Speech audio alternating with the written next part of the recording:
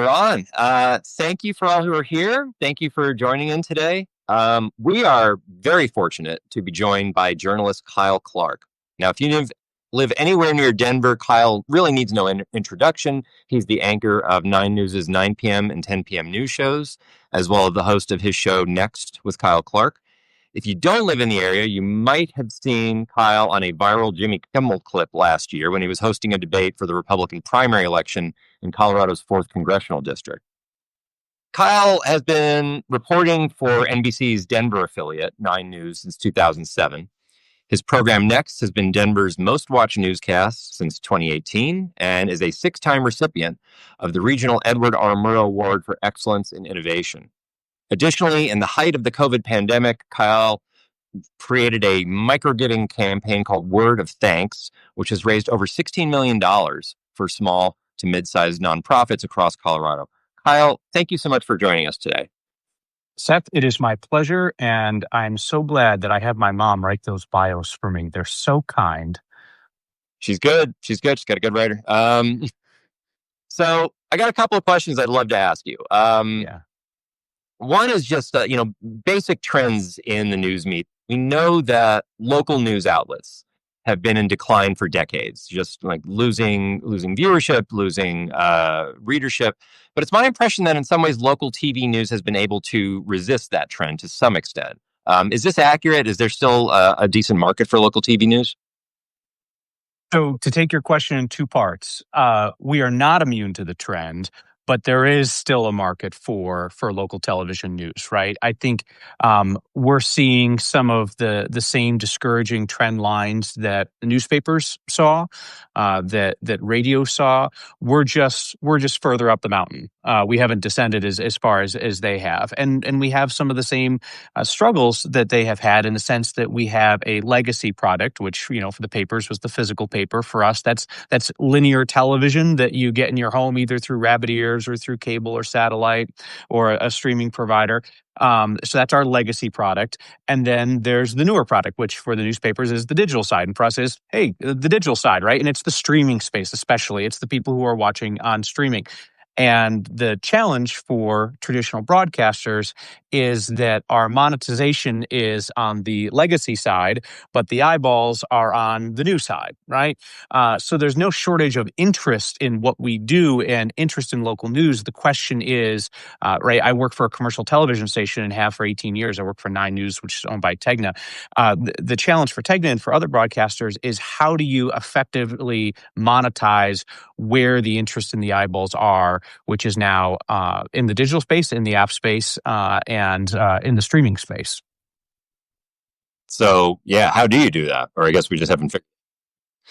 Well, I mean, in my role as a journalist, and one of the great things about working for an ethical company is that we have a very hard dividing line between business and journalism, right? Literally, it's 2 floors in our building, and I don't go upstairs and tell them who they could accept an ad from or who to solicit ads to, and they don't come downstairs and talk to me about the news that I cover. So there's a bit of a disconnect in the sense that there are people with a lot more insight on it than I have, but to me, as a journalist, the way that I approach it is the key is relevancy, right? You have to create a relevant product because let's think about what were the reasons that people would tune into the news or read the news over the years, right? There's curiosity, right? That's one thing. I love that. As much curiosity as we can stoke, the better. But let's face it, people also consume news and journalism out of obligation. Well, if I'm not there at 10 o'clock in Denver to watch 9 News at 10, I might not know what's going on. And that's not the case anymore. If you have a phone, you know what's going on. You're plugged in. So that obligation sense, and to some extent a civic obligation to know what's going on, I don't think that has waned as much as people think that it has. But that obligation to be in one place at one time to get it, that has certainly gone away. What's another way that local TV broadcasters have incentivized watching over the years? Fear. Right? That watch us and we will keep you safe. Okay. And to some extent, that's true, right? Tornadoes bearing down on my house. Like, Yeah, the service provided by local broadcasters is uniquely valuable in keeping people safe. To some extent, in terms of coverage of crime and justice, yeah, there's a keep me safe aspect there. I think we can parse the details of how much of it that is just intended to scare the bejesus out of people and to keep them watching versus actually keeping them safe. But you had that fear based incentive, right? So we still got the curiosity folks. The obligation folks are gone. The fear thing is waning, which I think is good because I think 50 years of telling people that the world outside their door is a terrifying hellscape in which their neighbors want to do them harm. And if you survive your neighbors, something in your fridge may kill you. We'll tell you at 10. That's an outdated model to the point that it's parody now. Like if you do that, that's parody. That's SNL, that's Seth Meyers, that's any other ways to parody the local news. I don't think it's a bad thing that fear-based model is having diminishing returns because it allows us to go back to that idea of creating journalism for the curious and also making a highly relevant product. And that's the goal that we have with our 6 p.m. newscast each weeknight on 9 News. About 9 years ago, we kind of took the leash off and started to do some different things in the local news space to see if there would be viewership for it. We don't do the litany of tragedy model where it's here's a bunch of crimes, a couple car crashes, a house fire, 2 other random misfortunes that befell people, weather, sports, animal kicker, good night, right? We don't do that model. We try to do something that's different, more relevant, more real, more authentic, and that's connected with people. And so, back to your original question of how do we bend the curve? I think that's one way that we do it, right? We bend the curve in technological ways by being in all the places that people want us when they want us, with as little friction as possible on all of those platforms, with a grown-up looking app and a good streaming experience and things like that. But then, what do you serve them? Are you going to serve them the old scary, like, you want to watch some bad stuff happen to people? Like, there's an audience for that. There's a certain audience for that, but I think it's increasingly capped. And I think that the future hopefully is relevant, impactful local news that doesn't just tell people what's going on, but helps them make sense of it, shows them how to be participants in what's going on in their community, and especially speaks truth to power and holds power to account. And I think that local journalists are uniquely situated to do that.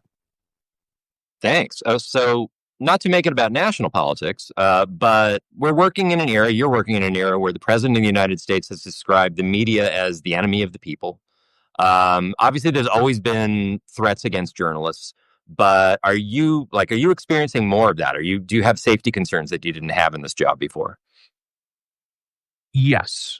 But I think right, it's important that we don't fall prey to recency bias, right? And we acknowledge that, presidents have always made an enemy of the press to one extent or the other. I mean, people talk all day online about Donald Trump, and it's like, have you heard about John Adams, right? Not a friend of the American press. But Adams is in the ground, so he's of limited utility to discuss, other than to just say that, like, this is not a new phenomenon. Trump's just better at it. He's really, really good at it. And also it's become an animating force within his base. So yeah, I mean, does that change the security considerations for journalists? Absolutely. But journalists have always faced security concerns because part of the job of journalism is bringing things to light that people don't want out in the light. And that's going to make some people angry, and some people are going to be prone to violence or whatever. But no, I think, I take my safety very seriously. I take my family's safety very seriously. 9 News and our parent company, Tegna, takes the safety of our journalists very, very seriously because it is a reality that we live in a world that is infused with threats, right? It's never been easier to pop online and threaten somebody. And we also know that sadly in the real world that there is political violence. So I think that journalists are wise to take that very, very seriously. Are there ways you do your job differently because of that today that you might not have done in a different way 10 years ago or so? I try very hard not to let it affect the way I do my job. I do other things differently, Okay. but I try to keep the job the same. Okay. So somewhat relatedly, the current presidential administration has made a point of trying to intimidate media and influence their coverage. Trump has filed lawsuits against a number of media organizations, including they've threatened one recently with the BBC, not even in this country, trying to make demands on their coverage. This has definitely had an effect in places like CBS. I'm curious, is this a pressure you feel where you work? Well, there's always a pressure, which is a very healthy pressure, to get it right. Because as as American law currently stands, if we're right, we're protected. So that is always the intense pressure on any journalist, which is to just be accurate, because as the law currently stands, that is a defense.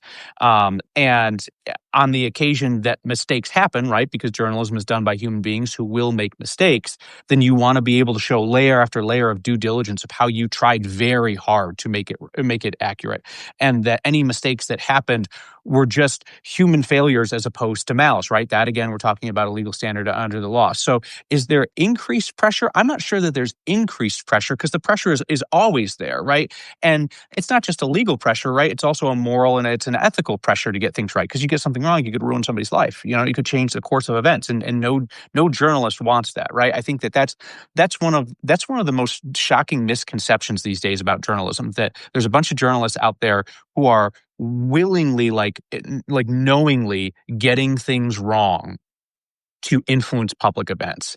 I feel like people who know journalists, and this is why I think local journalism is so important, because it's your chance to know journalists and to have personal accountability with journalists. People who know journalists know that simply the thought of making an error or the recollection of an error from years ago makes journalists sick to their stomach. Like it's just horrendous, because we know the weight that comes with the work that we do. So no, the moral pressures are the same, the ethical pressures are the same, the legal pressures are roughly the same. It's just there's a new actor in the space who is acting in ways that we have not seen a president act before, right? The same animus, but just playing out in different ways. And I mean, you bring up that BBC case. I mean, the edit that the president is upset about in that piece, he has every right to be upset about. I mean, he has every right to be upset about that edit. It spliced together two things from his speech on January 6th to the crowd that then marched to the Capitol, and some of those people attacked the Capitol. But they spliced together him saying, let's march to the Capitol, and they spliced together him saying, fight like hell. They slapped it together as if it was one sentence. He has every right to be mad about that. Now, does he have a legal case? I'm not a lawyer. I'll let lawyers figure that out. But he has every right to say, like, you did me dirty. That's not cool. And every journalist and every media outlet should be prepared to account for their actions. Now, I'm curious. Like, I totally agree with the way you were describing journalists there. Just simply like it terrifies them to actually be wrong on a story, and that's kind of like the main motivation is to try and get this right. Obviously, there's a lot of people in the space, though, who we probably wouldn't call like journalists or journalist adjacent. Mm-hmm. There's bloggers, there's news personalities. There, news stations have like tons of panel discussions with people who are not actually journalists and are trying to advance a point of view. Do you get the sense that are they similarly constrained in their actions? Do they worry as much about that? And does that have an impact on how people interpret the news or interpret events? It certainly has an impact on the way that people interpret it, because I think there's a lot of people in the information space who are not journalists. And that's fine. Like, I'm not interested in dictating how somebody makes a living or how somebody advocates for a cause that they believe in. But I do think that media literacy is increasingly important, so that people understand what they're consuming, so that they know whether they're getting news, whether they're getting analysis, whether they're getting commentary, whether they're getting opinion, whether they're getting mis and disinformation, right? And all those things kind of swirl together in the pot. And if folks aren't informed about what they're consuming, it's very easy to just fall into, well, this confirms my priors, and this person seems reasonable, so I'm going to promote that, right? I'm going to share that. I'm going to like that. I'm going to do whatever with it.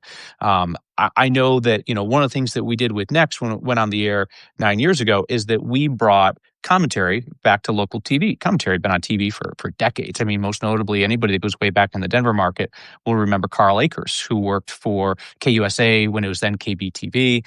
And he did commentary on 9 News for years and was phenomenal at it. I mean, there's books of his commentaries out there. I have them on my desk. I once read one of them word for word on the air because it was still so applicable. But we decided to bring it back because we thought that it was needed in the space. And when I offer a commentary, it's labeled as such, right? It solicits people's feedback on it. And part of the ethos of the show is that people know that, that all of the commentary is based on the factual reporting that came before, right? It's not comment, take first, then go look for the facts. It's build a fact set. And then sometimes I'll come along and go, you know what? if you look at A, B, and C, how about connecting them in this way? And what do we think about that? And our commentary on Next is not designed to push an ideological perspective or a partisan perspective. We certainly don't tell people who or what to vote for, but we do talk about areas of shared community values, honesty, transparency, fairness, things like that. And apart from the cable news style commentary, which often feels to me like it's preaching to the choir and trying to rally one group against another, we try to invite people to hold their own favorite causes and people in power accountable to their own stated values, right? When I criticize the governor, who's a Democrat, I'm not talking to Republicans because most of them already don't like the governor. There's really no sense in me talking to them. I'm talking to people who support the governor to say, is what he's doing consistent with your values, right? When I criticize Republican Congresswoman Lauren Boebert, I'm not talking to Democrats. They don't need to hear criticism of Lauren Boebert because that's already what they think. I'm talking to folks who might be sympathetic to her views to say, is she really representing you the way that you deserve? Is this what you want out of a congressperson? Is this consistent with your stated values, which she has stated are her values too? That's what we try to do with our commentary, right? So we label it as such, we talk about it, we solicit viewer feedback about it, and it operates on that model of encouraging people to police their own rather than just be mad at the other. And I view our commentaries as community building as opposed to some commentary and opinion work out there that I see that appears to be intentionally divisive. So related to this, you've touched a little bit on this, but I'm curious about the subject of media bias. And this is actually something I've been talking with my students about in classes recently. And there's obviously different versions of media bias. There's a sort of a partisan bias that some people worry about. There may be a bias, about types of stories to cover. I'm curious, do you find journalists trying to check or compensate for their own political biases? Is this a real thing? Or does this not really enter into like a trained journalist's mind when they're covering a story? Oh no, I think it's a constant thing that you think about and that you talk about and that you scheme against, right? Like you're a defensive coach in a game, you're scheming against what you know is out there. And I appreciate that you expanded bias beyond political or ideological bias, because I think that's what everybody automatically jumps to. But when you talk about bias and story selection, hugely important, right? And I think some people will then go, yes, story selection through a political lens. Okay, yes, fair. Yep, right. That's one thing. But how about all the other biases that go into story selection? I talked earlier about that litany of tragedy model, right? It's the model of local news, especially, that tells you that the 10 most important things to happen today are the 10 worst things to happen today, right? It's that tragedy model. It's that tragedy porn. Like, come gather around the TV and watch terrible things happen to your neighbors. There's a bias in covering that kind of thing because, in addition to attracting some type of an audience that wants to gawk at other people's misfortune, also it's really easy. It's super easy. Right? The police tell you where to go and what's going on and how to show up and they'll give you a statement. Like it's very, very simple. So if you have outlets choosing those stories over ones that are, say, more impactful but harder to explain to people, often policy type stories, that's another form of bias, right? And that's something that we've tried to counteract through Next. And I think there was, initially some pushback, like, are people really interested in policy on TV? Well, yeah, turns out they are. Like, if you talk about it in an interesting, relatable way, they actually are interested in that over, 4 car crashes and a house fire. There is interest in that. Now, is that universal? No, nothing's universal, right? But I think broadcasters are increasingly realizing that it's okay to build niche audiences here, there, and everywhere, right? Because the litany of tragedy model is also not a universally appealing model, because look at the numbers for broadcast television. So I think in terms of bias, story selection bias is incredibly important. But when we talk about personal bias, right? I'm biased, not because I'm a journalist or a hack, although folks will, definitely say that I'm the latter. But I'm just a human, right? And every human has biases because we have lived experience, and any journalist that tells you that they are unbiased, I would encourage people to have a conversation with that journalist about what that means to them and to really dig in, because every human being has preferences and has experiences and has assumptions. And good journalists know their biases to the extent that you can, right? There are always going to be implicit biases that you're not going to fully understand, but to understand your biases to the best that you can and to work to counteract them every single day. And I think it starts with, going out on a story with the idea of, I'm curious about what's happening here, not I'm going to prove that the governor's lying, right? If you're setting out to prove that the governor's lying, your brain will help you get there, right? It will make shortcuts to help you get there. But if you go into it with, I'm curious about what's going on, and just one trick that I use is just I try to prove myself wrong. Maybe I've got some evidence that the governor is lying. The governor's really taking it hard in this interview. He's a nice gentleman, but suppose I have evidence I think the governor's lying. If I go into the story and I say I'm going to prove myself wrong, I'm going to go out there. I'm going to see if I can find evidence to prove myself wrong. It's harder to get the brain to connect those lines than to connect the lines that I think are there. So that's one way to counteract bias. The other way is through great editors and colleagues and other people looking at your work. The scary thing to me is when somebody comes forward and says, I am a journalist without bias. I can make a pretty good guess as to some demographic information about that journalist. And I think that some of that is a byproduct of an era in which a lot of journalists felt like, how should I say this? Especially when it comes to politics and society, that they'd be fine no matter what. So therefore they were unbiased. And right, that's not a lack of bias. That's just privilege, right? And people think that word is like too heated to say now, right, or whatever. But no, it's just right. It's especially true. Like if you are so well insulated from the repercussions of something, that doesn't make you immune to it. It just makes you isolated to it, right? The person with 3 jackets on is not worried about the cold. They are not impervious to cold. They just have jackets, right? So anytime I hear a journalist say, I am completely unbiased, I don't want to assume bad motivations or a lack of thought about it, but I do want to hear them explain what that means to them. Yeah. I'm fascinated by something you said a little earlier about how you thought that the fear model in broadcasting was on the decline, that wasn't as effective as it used to be. And as far as I'm concerned, that's been a very consistent part of news coverage for maybe since the invention of news. But in particular, I associate that with like the fact that crime rates across the country started dropping in the 1990s, and they've been going down ever since. But like coverage of crime has really stayed pretty constant. People are still terrified of a lot of crime in a way that might be disproportionate to the amount of crime out there. Do you think that this is actually like this model has been spent? It's been people are just like tuning that out now. Oh, it's not spent. It chugs along. I mean, turn on the news tonight. Turn on the news tonight. It's not spent. But right, you point out something that is important because what you explained there is just that context exists, right? A history before now exists, which is not to discount anyone's personal experience, right? If crime happens to you, crime is important to you. Get it. Totally. Absolutely.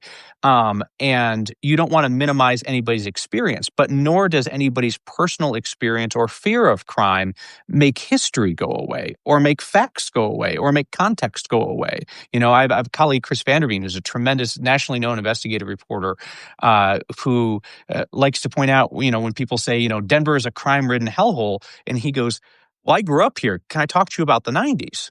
And everybody is welcome to their perceptions, right? Everybody's welcome to those. They're just not welcome to rewrite the historical record. That is to say, though, that just because crime used to be higher does not mean that crime is at an acceptable level today, right? Society will decide what is an acceptable level of anything. But what journalists have to avoid is to fall in the trap when people say, it's never been like this. This is worse than ever. New highs, new whatever. It's like, well, those are things that you can actually ascertain the truth to, right? And I think sometimes we allow people to state their opinions as facts, and that those become driving narratives in culture, and I think you pointing to crime is a very salient one, because I think that one is very dominant, right? Crime in Denver, right, where we live, crime in Denver is dropping. well, what's it dropping from? Well, it's dropping from when it went up during the pandemic, right? So now it's dropping down near pre-pandemic levels, and the question is like, can it continue to drop? But like as a historical marker, yeah, it was a lot worse here in the 90s. All of these things are important factual context to include in crime and justice reporting. And if it's solely like, I'm live here this evening at the scene of the whatever, and then toss to somebody else, I'm at the scene of the whatever, I'm at the scene of the whatever, right? All those things are factually true. They're all things that happened. But the choice to say this is what we will deluge people with every night will lead them to believe that they live in a society that is awash with crime, right? And that's a choice by journalists. And I think, right? I think people could say it's a defensible choice that, listen, this is what people care about. They want to hear about crime. So we're going to do crime, crime, crime, crime, crime, crime, crime. Okay, but let's wrestle with what are the impacts of that? What happens, right? Because in the same way that, we did 50 years of scary news coverage and then turned around and started doing stories about like, why are Americans so afraid of their neighbors? I, I don't I got one idea why, right? Let's pull some tape for the last 50 years. That could be a contributing factor.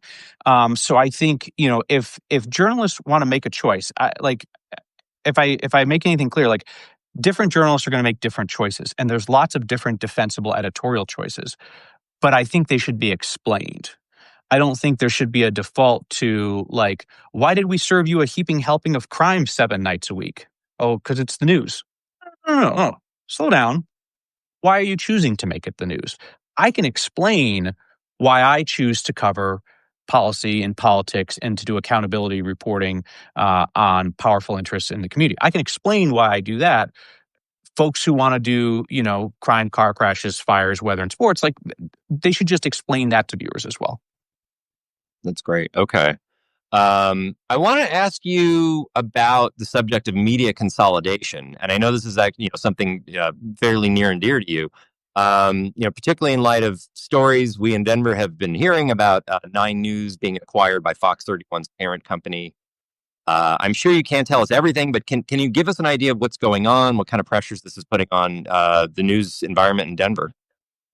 Sure. So to kind of like set the scene, right? And all of this is stuff that's publicly reported in SEC filings and in news media. But the parent company of 9 News, Tegna, which owns something like 50 or 60 stations around the country, variety of affiliates, right? ABC, NBC, CBS, is being acquired by Nexstar, which is the largest single owner of television stations around the country. They also own a ton of different, 200 plus around the country, also a variety of network affiliates. And currently, Nexstar is asking for approval from the Trump administration, from the FCC on the communications regulatory side, and also antitrust for combination to acquire Tegna, to bring these two companies together under the Nexstar umbrella. So they are still awaiting those two approvals. The FCC chairman, Brendan Carr, has publicly signaled a willingness to delete rules that would stand in the way of media consolidation.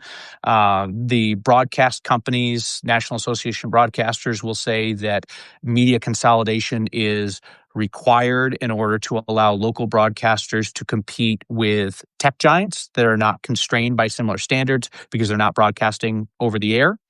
And then critics of the consolidation will say that what happens is there's a loss of local journalism, a loss of local journalism jobs, right? So that's what you hear from proponents, and that is what you hear from opponents. I'm not in a position to speak to the future of 9 News. I will say what I have told our next team and what I've shared with our viewers on the air is that this is a process that plays out. The companies have publicly stated that they expect the deal to close in 2026, pending regulatory approval. One aspect of that will be raising or eliminating the cap on the number of TV households that a station can reach. Currently, Nexstar reaches a little bit less than 40%, I believe, of the American public, and this deal would double that to 80.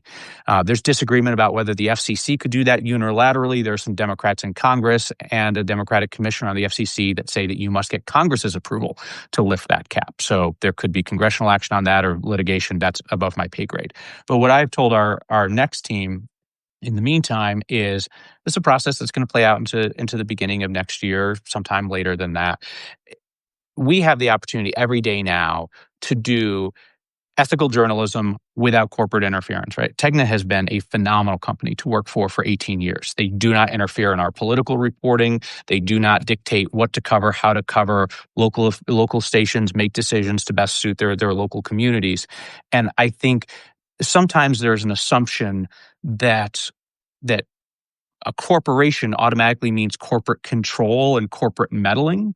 And I'm happy to walk through our reporting process with anybody. And the fact that in 18 years with 9 News and Tegna, and at the beginning it was Gannett, then it became Tegna, I've never once seen interference in our political reporting. Not once. I mean, I go hard after a Republican. I hear one thing, which is keep up the good work, be fair, be accurate. I go after a Democrat. I hear the same thing. Keep up the good work, be fair, be accurate. That's it. There's no agenda. There's no nothing. So what I tell our team is every day we have the ability to continue to do that work is a valuable day.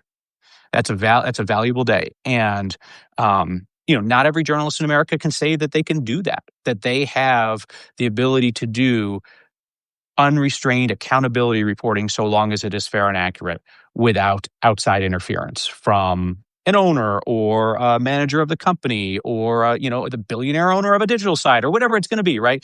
Like there are journalists out there who can't do that, for one day, let alone a week or 2 weeks or 3 months or 6 months. So what I've encouraged our team is take no day for granted, go out there and do the work because it's impactful work. And that's what we're trying to do every day. Great answer. So I'm curious, like given where journalism is now, given what you've seen over the last 18 plus years that you've been here, would you recommend journalism as a career today to someone starting out? That's a really brutal question. It's a good question, but it's a brutal question, right? And don't ask scientists too, like because but yeah.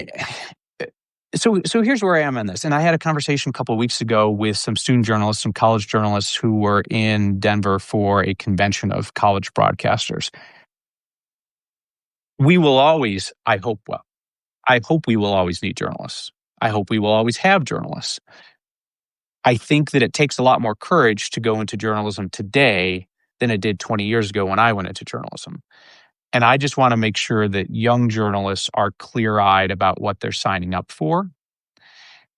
And if they are, then go for it, right? But if you want to get into TV because you're photogenic and you like attention, there's better options for you. Just be an influencer. It's more lucrative. You're going to have more opportunities.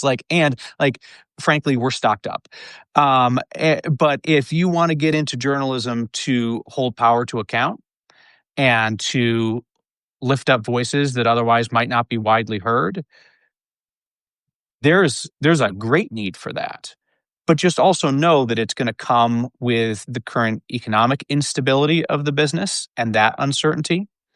It's going to come in an era in which there has been a cultural shift against the media, which we're working to repair that fabric, right? And I think that can be best done on the local level where you have local accountability, where you know the journalists that serve your community. You know that they're not evil people run by a secretive cabal, right? You know who they are. So for journalists that are clear-eyed about the risks, economic, personal safety, future of journalism, for those people that still say, I want that, I want all of that, let's go.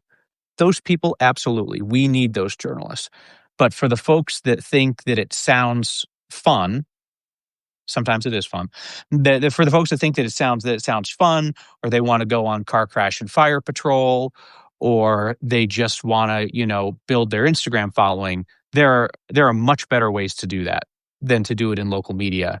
And with respect, I would hate to see them take away a job from somebody who really wants to get in there and do journalism in the community service.